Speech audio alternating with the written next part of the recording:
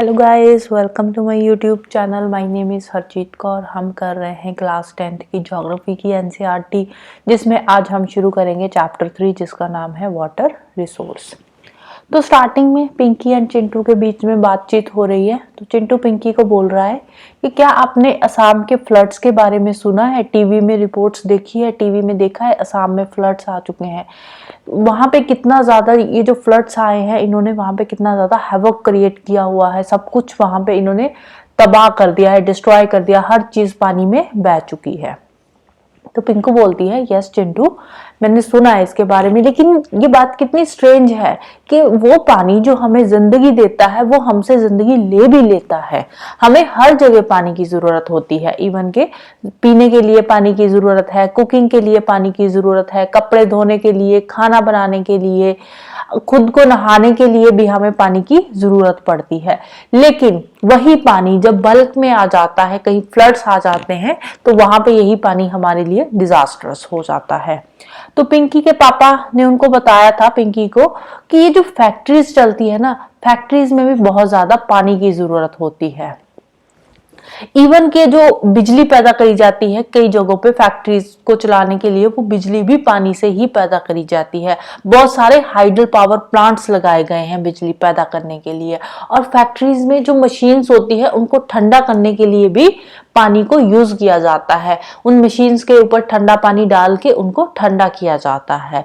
और ये जो मशीन्स को ठंडा करने के लिए पानी यूज होता है, और ये भी फ्रेश वाटर यूज किया जाता है, सैलिन वाटर यहाँ पे यूज नहीं होता। क्योंकि अगर आप खारा पानी यूज करोगे ना मशीन को ठंडा करने के लिए, तो खारा पानी वो मेटल को इरोड कर देगा। तो इसीलिए मशीन्स को ठंडा करने के लिए भी फ्रेश वाटर यूज किया जाता है।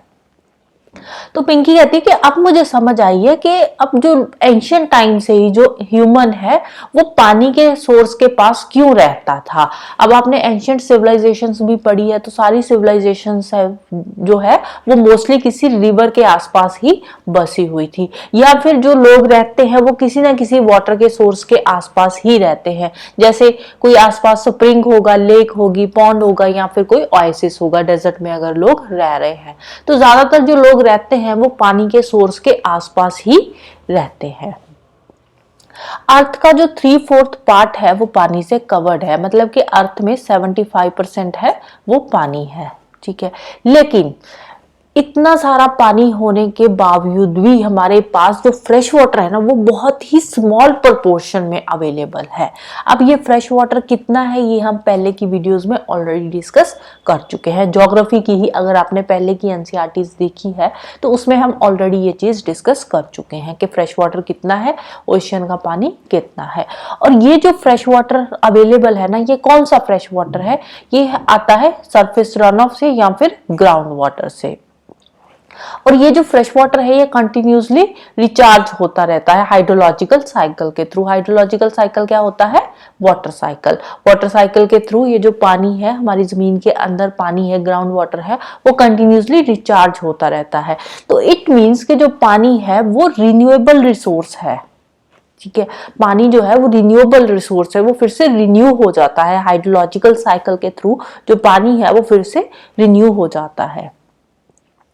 अब देखो, एक साइड पे तो हम बोल रहे हैं कि हमारी अर्थ का 3/4 पार्ट पानी है, पानी एक रिन्यूएबल रिसोर्स भी है, लेकिन फिर भी बहुत सारी ऐसी कंट्रीज है वर्ल्ड में, बहुत सारे ऐसे रीजन्स है यहाँ पे अभी भी वाटर स्कैरसिटी हो रही है, पानी की कमी हो रही है, लोग सफर कर रहे हैं वाटर स्कैरसिटी से। बहुत सारी कंट्रीज ऐसी है, बहुत सारे रीजन्स ऐसे है। और ये भी प्रेडिक्ट किया गया है कि 2025 तक 2 बिलियन जो लोग हैं उनके पास पूरी तरह से वाटर स्कैरसिटी हो जाएगी। 2025 तक 200 करोड़ लोग ऐसे होंगे जिनको अपनी बेसिक जरूरतें पूरी करने के लिए भी उनके पास पानी नहीं होएगा। तो नेक्स्ट चलते हैं, वाटर स्कैरसिटी होती क्या है, वाटर कंजर्वेशन की जरूरत क्यों है, हमें वाटर मैनेजमेंट की जरूरत क्यों है, इसके बारे में पढ़ते हैं। अब देखो, हमने देखा कि हमारे पास अबंडेंस ऑफ वाटर है, 75% जो अर्थ का पार्ट है वो पानी है, अप्रोक्सीमेटली 75% अर्थ का जो है वो पानी है। और पानी एक रिन्यूएबल रिसोर्स भी है, लेकिन फिर भी वाटर स्कैरसिटी हो रही है। क्यों हो रही है? अब जैसे ही वाटर शॉर्टेज की बात आती है तो हमारे दिमाग में सबसे पहले वो वाले रीजन्स आते हैं जहां पे बहुत कम बारिशें होती है, जो ड्रॉट प्रोन एरियाज है वो हमारे दिमाग में आते हैं जब भी बात आती है वाटर शॉर्टेज की। तो इंस्टेंटली हमारे दिमाग में डेजर्ट की एक पिक्चर बन जाती है, जैसे इंडिया में राजस्थान डेजर्ट हो गया, तो हमारे दिमाग में डेजर्ट की एक पिक्चर बन जाती है जहां पे वाटर स्कैर्सिटी की बात आती है, वाटर शॉर्टेज की बात आती है। तो डेजर्ट में क्या होता है, डेजर्ट में औरतें जाती है मटका लेकर, सिर पे मटका रखकर जाती है पानी इकट्ठा करने के लिए, बहुत दूर तक उसको ट्रैवल करके जाना पड़ता है, पैदल चल के जाती है और अपने मटके में 2-2 3-3 मटके उन्होंने अपने सिर पे रखे होते हैं, उनको बैलेंस करके वो चलती है और पानी भर के लेकर आती है। बहुत टाइम भी लगता है उसमें, बहुत दूर तक उनको चलना भी पड़ता है। अब ऐसा क्यों है, इसके बहुत सारे रीजंस है, ठीक है। सीजनल वेरिएशन हो गया प्रेसिपिटेशन में, एनुअल प्रेसिपिटेशन किसी जगह पे कम होती है, किसी जगह पे ज्यादा होती है, किसी जगह पे सीजनल होती है। पर्टिकुलर सीजन में जब बारिशें होती है तब तो पानी उनके पास होता है अच्छा खासा, जब बारिशों का सीजन नहीं होता तो उस टाइम पे उनके पास भी वाटर की शॉर्टेज हो जाती है। तो जो वाटर स्कैर्सिटी है ये क्यों आ रही है, पानी की कमी क्यों आ रही है, इसलिए आ रही है क्योंकि हम पानी को ओवर एक्सप्लॉइट कर रहे हैं, इसका एक्सेसिव यूज कर रहे हैं, अनइक्वल एक्सेस कर रहे हैं, बहुत ज्यादा हम पानी को गंदा कर रहे हैं, इसका यूज हम जरूरत से ज्यादा कर रहे हैं, अनइक्वल एक्सेस हो रहा है। मतलब एक जगह पे तो पानी बहुत ज्यादा हम यूज कर रहे हैं और दूसरी जगह लोगों को बेसिक जरूरतें उनकी पूरी करने के लिए उनको पानी नहीं मिल रहा, तो इसीलिए हमें वाटर स्कैर्सिटी फेस करनी पड़ रही है। अब हमने हाइड्रोलॉजिकल साइकिल के बारे में पढ़ा कि जो वाटर साइकिल होता है उससे हमें पानी मिलता है डायरेक्टली। एक तो फ्रेश वाटर हमारे पास आता है, जब बारिश होती है उसका जो पानी होता है वो फ्रेश वाटर ही होता है। तो एक तो हमें प्रेसिपिटेशन से डायरेक्टली वाटर मिलता है, दूसरा सरफेस रन ऑफ से, तीसरा ग्राउंड वाटर से। ये जो पानी होता है ये क्या होता है, फ्रेश वाटर होता है। लेकिन फिर भी कुछ एरियाज ऐसे हैं, कुछ रीजन्स ऐसे हैं जहां पे बहुत सारा पानी होने के बावजूद भी वहां पे वाटर स्कैर्सिटी उनको फेस करनी पड़ रही है। उस रीजन में बहुत सारा पानी है लेकिन पीने के लिए पानी नहीं है। बहुत सारी सिटीज ऐसी है जहां पे पानी तो है लेकिन वो पीने लायक पानी नहीं है, वाटर स्कैर्सिटी फेस करनी पड़ रही है। वाटर स्कैर्सिटी क्यों फेस करनी पड़ती है, because of growing population. Population बहुत ज्यादा बढ़ रही है, तो पॉपुलेशन बढ़ रही है तो वाटर की डिमांड बढ़ेगी, डिमांड बढ़ेगी तो वाटर स्कैर्सिटी आएगी, और ऊपर से अनइक्वल एक्सेस हो रहा है। अनइक्वल एक्सेस कैसे होता है वाटर का, अनइक्वल एक्सेस होता है, बहुत सारी पॉपुलेशन ऐसी है जो पानी को ना सिर्फ अपनी डोमेस्टिक यूज के लिए उसको यूज करते हैं बल्कि उसको इरिगेशन के लिए यूज कर रहे हैं, फूड प्रोडक्शन के में उस पानी को यूज कर रहे हैं, जिसके चलते हुए जो पानी है उसकी एक्सप्लॉयटेशन हो रही है, पानी की स्कैर्सिटी हमें देखने को मिल रही है। To facilitate higher food grain production, water resources are being over-exploited to expand irrigated areas for dry season agriculture.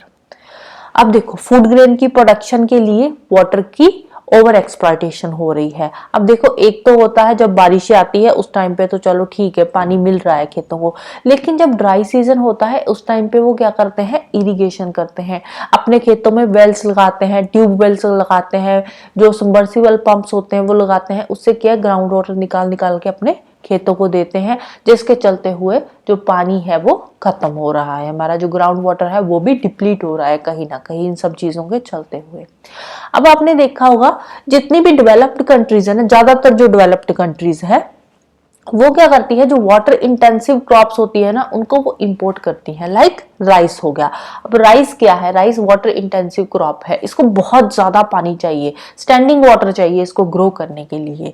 तो ज्यादातर जो डेवलप्ड कंट्रीज है ना वो राइस को इंपोर्ट करती है, अपनी कंट्री में ग्रो नहीं करती। क्यों नहीं करती, क्योंकि उनको पता है कि अगर हम अपनी कंट्री में राइस को ग्रो करेंगे तो इसके क्या होगा, हमें फ्यूचर में वाटर स्कैर्सिटी फेस करनी पड़ सकती है, इसीलिए वो राइस को ज्यादातर इंपोर्ट करती है। लेकिन इंडिया में क्या होता है, इंडिया में उल्टा होता है, हम भर भर के चावल उगाते हैं तो और उसी चावल को हम एक्सपोर्ट भी करते हैं साथ ही साथ, जबकि हम अफोर्ड नहीं कर सकते इतना ज्यादा, क्योंकि इससे क्या है हमारा ग्राउंड वाटर डिप्लीट हो रहा है, क्योंकि हम इरिगेशन के थ्रू हम जो चावल की खेती कर रहे हैं ना हम इरिगेशन के थ्रू कर रहे हैं। अगर आप बात करो नदर्न पार्ट की, पंजाब हरियाणा यूपी की, यूपी में तो चलो फिर भी पानी है, गंगा बहती है, तो पंजाब हरियाणा में पानी बहुत कम है, फिर भी यहाँ पे राइस की कल्टीवेशन होती है, चावल की खेती होती है। तो यहाँ पे कैसे होती है, यहाँ पे इरिगेशन इरिगेशन के थ्रू होती है। लोगों ने ट्यूबवेल्स लगाए हुए हैं, तो धरती का पानी निकाल निकाल के वो क्या कर रहे हैं, चावल की खेती कर रहे हैं। तो इससे क्या हो रहा है, पानी की ओवर एक्सप्लॉयटेशन हो रही है। तो ये जो इरिगेटेड एग्रीकल्चर है ना, ये लार्जेस्ट कंज्यूमर है वाटर का। सबसे ज्यादा जो पानी कंज्यूम होता है ये इरिगेशन में यूज होता है। लेकिन अब हमें एग्रीकल्चर में रेवोल्यूशन लाने की जरूरत है। हमें ऐसी क्रॉप्स उगाने की जरूरत है जो ड्रॉट रेजिस्टेंट क्रॉप्स हो, जिनको पानी की जरूरत कम हो। जो कम पानी में जो क्रॉप्स उगती है, हमें वो क्रॉप्स को ग्रो करने की जरूरत है। ड्राई फार्मिंग टेक्निक्स को अडॉप्ट करने की जरूरत है, सो दैट कि हम पानी को जो ओवर एक्सप्लॉयटेशन हम कर रहे हैं उसको हम रोक सकें। तो टेलीविजन में भी आपने देखा होगा, ज्यादातर जो फार्मर्स होते हैं उनके अपने वेल्स होते हैं, ट्यूब वेल्स होते हैं, जिससे वो अपना फार्मिंग का काम करते हैं और खेतों को इरिगेट करते हैं, पानी देते हैं, सो दैट कि उनकी प्रोडक्शन इंक्रीज हो सके। लेकिन आपने कभी सोचा है इसका रिजल्ट क्या होगा? अगर हम इसी तरह से ग्राउंड वाटर निकालते रहे, उससे क्या होगा, हमारा जो ग्राउंड वाटर लेवल है वो कम हो जाएगा और फ्यूचर में जो वाटर की अवेलेबिलिटी है वो अफेक्ट होएगी। हमें वाटर स्कार्सिटी तो फेस करनी पड़ेगी ही पड़ेगी, साथ में फूड सिक्योरिटी की भी प्रॉब्लम आ सकती है अगर वाटर स्कार्सिटी की प्रॉब्लम आएगी तो।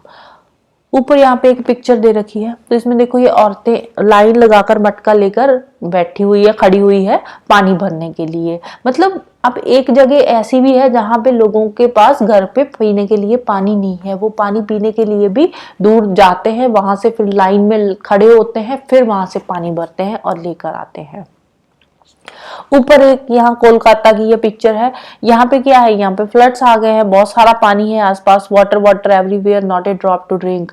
अब पानी तो हर जगह है, लेकिन ये पीने लायक पानी नहीं है, ये गंदा पानी है। इसीलिए ये बच्चा क्या कर रहा है, यहाँ से आकर पानी को बोतल में भर के ले जा रहा है।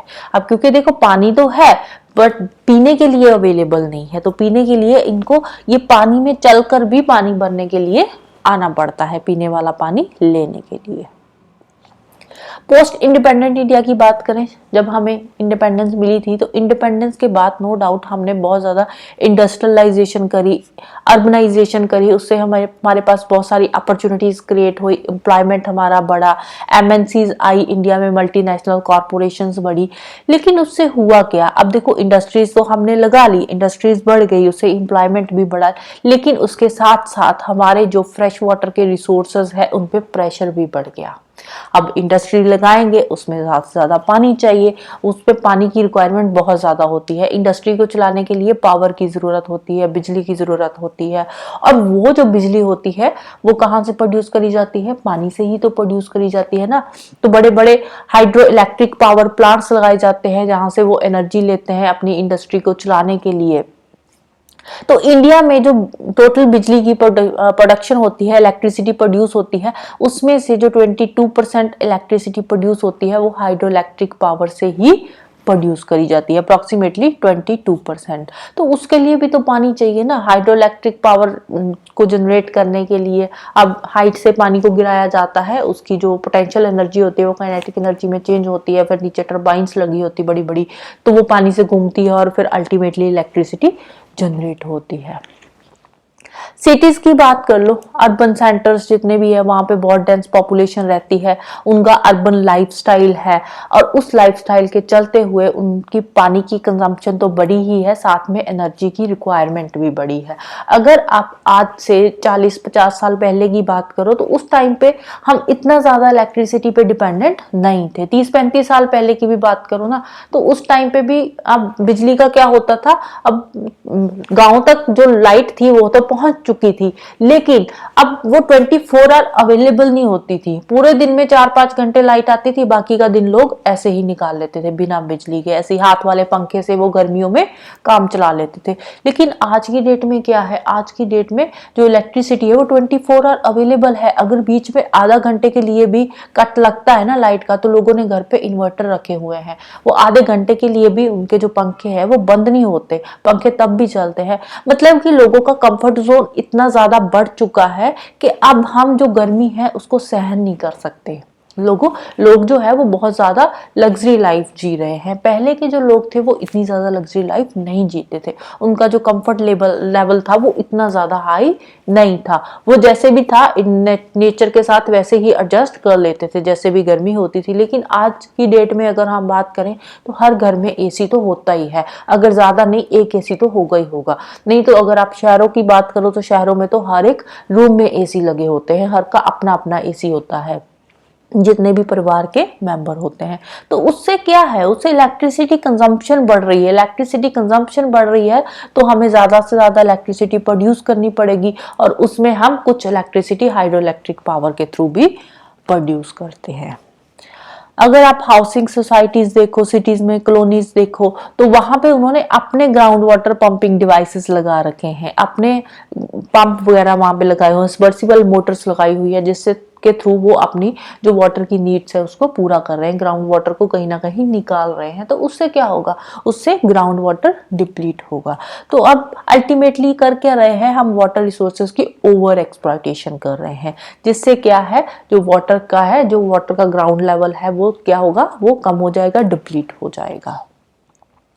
अब पहले क्या था, पहले हम पानी की, अगर वाटर स्कैर्सिटी की बात आती है तो हम फोकस करते थे पानी के क्वांटिटेटिव एस्पेक्ट की तरफ, कि पानी की क्वांटिटी कम हो रही है जिसके चलते हुए वाटर स्कैर्सिटी हमें फेस करनी पड़ रही है। लेकिन अब एक और सिचुएशन आ गई। सिचुएशन क्या है, अब वाटर का क्वालिटेटिव इफेक्ट भी देखने को मिल रहा है।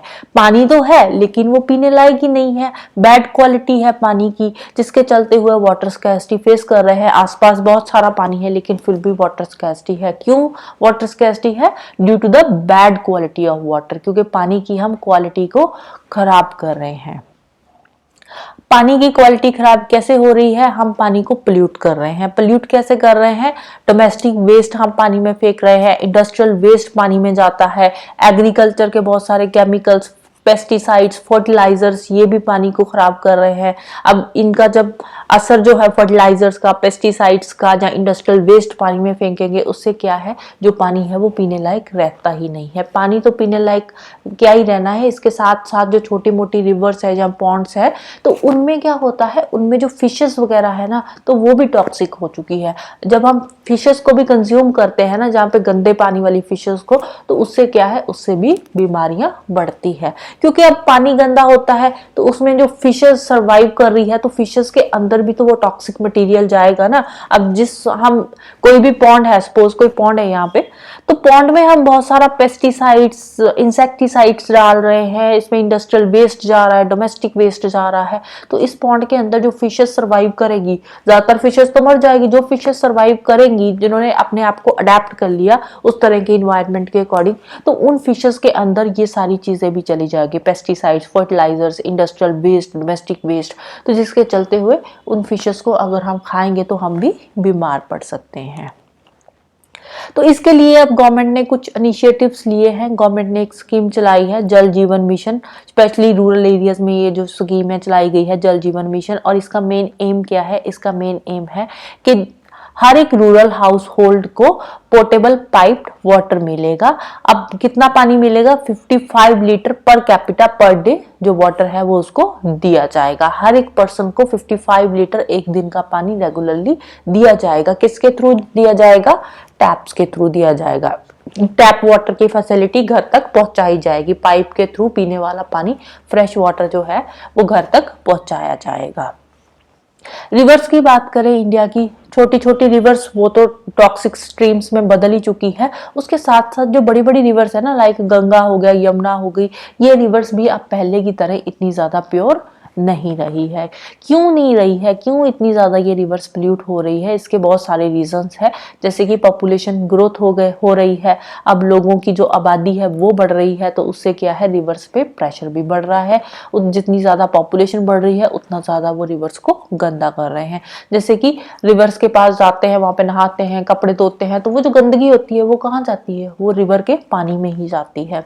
एग्रीकल्चर मॉडर्नाइजेशन हो गया, एग्रीकल्चर को जितना ज्यादा हम मॉडर्नाइज कर रहे हैं उससे हम पानी को गंदा कर रहे हैं, क्योंकि एग्रीकल्चरल मॉडर्नाइजेशन में क्या हो रहा है, हम पेस्टिसाइड्स यूज़ कर रहे हैं, फर्टिलाइजर्स यूज़ कर रहे हैं, तो उससे उसका जो इफेक्ट है वो पानी में भी चला जाता है। अर्बनाइजेशन बढ़ रही है, तो अर्बनाइजेशन बढ़ेगी तो डोमेस्टिक वेस्ट ज़्यादा से ज़्यादा पानी में हम फेंक रहे हैं, इंडस्ट्रियलाइजेशन से इंडस्ट्री का वेस्ट पानी में फेंक रहे हैं, तो उससे क्या है, उससे पानी को हम पोल्यूट कर रहे हैं। अब पानी को पोल्यूट तो कर रहे हैं, लेकिन अब हमें ज़रूरत है पानी को कंजर्व करने की, उसको मैनेज करने की। जितने भी वाटर रिसोर्सेज है उनकी कंजर्वेशन की ज़रूरत है, उनकी मैनेजमेंट की ज़रूरत है। अगर हमें हेल्थ हजार्ड से बचना है तो पानी को साफ रखने की ज़रूरत है, सो दैट कि फ्यूचर में फूड सिक्योरिटी की ज़रूरत ना पड़े, हमारे पास सफिशिएंटली खाने को भी चीज़ें अवेलेबल हो।